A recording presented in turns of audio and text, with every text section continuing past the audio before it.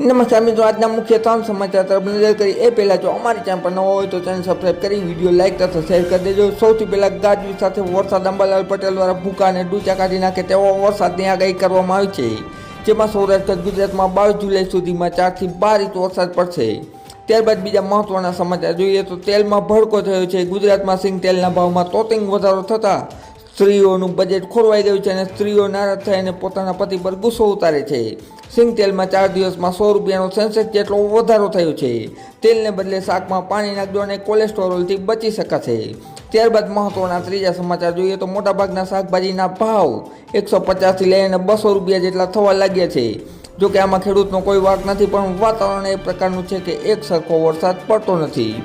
તેલ પણ નહીં લઈ શકીએ અને શાકભાજી પણ નહીં, પલાળેલા કઠોળ ખાવાની નોબત આવવા લાગી છે। જોકે આવનારા દિવસોમાં પરિસ્થિતિ સામાન્ય થશે। વિડીયો જોવા બદલ ખૂબ ખૂબ આભાર। Channel like